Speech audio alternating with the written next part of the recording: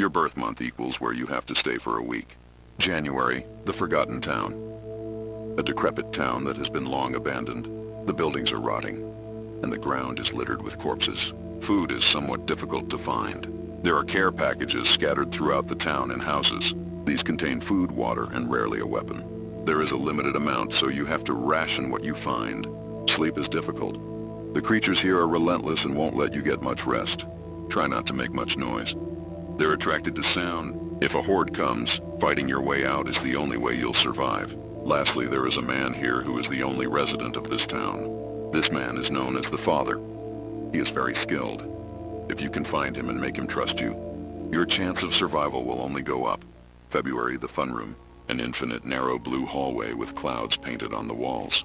The grass here is completely fake. Food is surprisingly easy to come by. Every once in a while you'll come across Twinkies and bottles of water. Sleep isn't difficult either. The fake grass offers cushion, and the environment is usually completely silent. It's not completely safe here, however. There is an entity. A children's elephant costume slowly creeps around the hallways. This entity will randomly appear in either direction.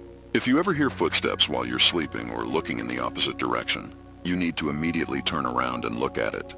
It doesn't like to be looked at and will run away immediately.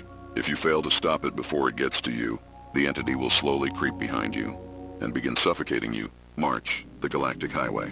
This busy highway goes on endlessly. Looking up, you can see stars and planets covering your view. Food will be difficult to come by.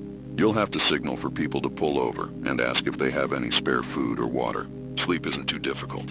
You can either sleep on the grass next to the road, or hitch a ride and sleep in the back seat of somebody's car. Be careful, however. While some people might be kind and offer food and water to you, others may have an ulterior motive. If for any reason you begin to suspect that they didn't pull over out of the kindness in their heart, run away. If you're a good judge of character, you might survive here. April, the garden. An endless field of bright blue flowers, with trees scattered throughout. Looking up, the sky is a serene shade of purple. The environment is calming, and you can sense there's no threat here. Food is easy to come by. There are plenty of trees here. Each one has a variety of fruits that are nutritionally rich. Water isn't an issue either. There's a river here with clean water running through. Sleep is pleasant. The sound of the swaying trees is therapeutic, and the grass is soft to lay on. If you have a significant other, you can bring them with you here to spend the week if they'd like. Congratulations! You are completely safe here. May, interdimensional cable. You're on a 24/7 alien talk show. The crowd never sleeps and the neon environment is claustrophobic. Food is no issue. The show staff will occasionally give you water and food you've never seen before. The food is odd looking and steams despite being cold. However, it is still edible. Sleep is manageable. Your chair is comfortable and the aliens don't mind if you rest. In fact, they think human sleep is humorous. Humans are rare here, so everything you do is funny to them. Every sentence you speak will be interrupted by the alien crowd laughing violently at you. There is no apparent threat.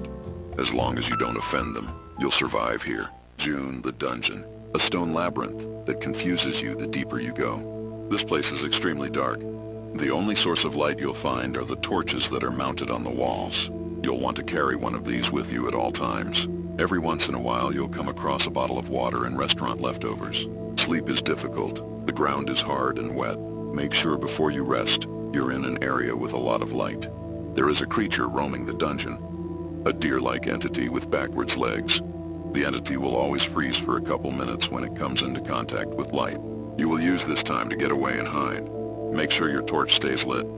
If the entity sees you in the dark, it will begin violently stomping towards you. This creature is much faster than you. You cannot outrun it. Be smart and you just might survive. July, the nursing home. The air smells faintly of sanitizer, and the halls hum with fluorescent light that never shuts off. In random rooms, you'll find bowls of oatmeal and half-full glasses of water. They're always fresh, even though this place is eerily empty.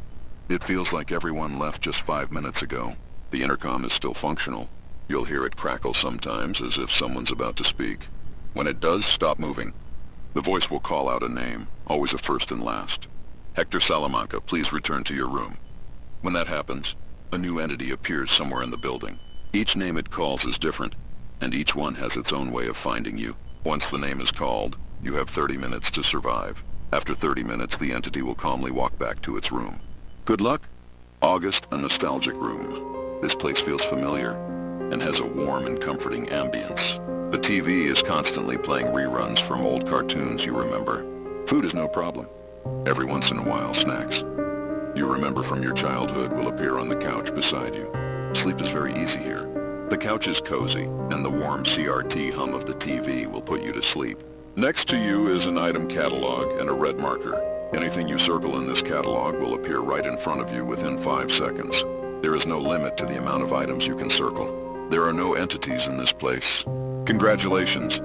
You are completely safe this week. September, the graveyard. A vast field of crooked tombstones and leaning statues. The fog never clears and the air smells like wet soil. Every so often you'll find offerings left behind. Stale bread, rotten fruit, or melted candy near the graves. Rainwater collects in stone vases, murky but safe to drink. You'll have to ration it carefully. It doesn't rain often. Sleep is uneasy. The ground is wet and very cold. Rest near the large angel statues. They provide a bit of cover from the rain. The entity here is called the caretaker. You'll hear his lantern clinking and a shovel dragging behind him. He hums while searching for anyone still alive. When he stops humming, he's seen you. Drop to the ground and stay still. He can't see you if you don't move. Make a sound and he'll start digging your grave. Stay quiet, and you might survive the week. October, the sunken vessel. A small, rusted submarine drifting in the black depths. The walls creak with every shift of pressure. There's just enough food for a week. Vacuum-sealed rations and a few bottles of water. You'll have to eat sparingly, once a day, maybe less. Don't waste energy. Sleep is uneasy but possible. A single narrow bed bolted to the wall, blankets damp from condensation. There is an entity lurking outside. It circles the submarine, scraping its claws across the hull. Its roar vibrates through the metal, rattling everything inside. If it sees you moving around, it'll become aggressive and try to attack you. If this happens, you need to shut off the engine and oxygen until it goes away. Good luck. November, the abandoned house. You wake up in a forgotten home deep within a forest. The air is damp and the walls smell of rot. There's a weak flashlight in the house. This will be your only source of light. There's stale bread in one of the rooms, and the faucet is still running somehow. Sleep is manageable, though the mattress in the house has many visible stains. At night you'll hear something scraping against the windows. Sometimes you'll see a long black shape sliding past. If you hear laughter, stay still. The creature that roams here isn't human anymore. It moves like a snake, but its face is pale and smiling. It comes in through the window first, then the floorboards begin to creak.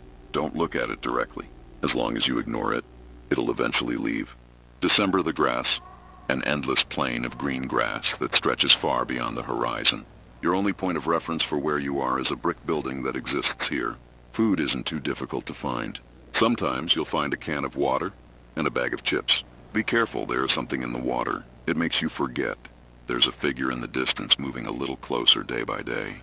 You'll never see it clearly, but you'll feel its attention. It doesn't approach fast, just steady, deliberate approach. If you sleep, sleep facing it. Don't let it vanish from view. If you wake up and it's gone, start walking. And don't stop until you're able to see it in the distance again.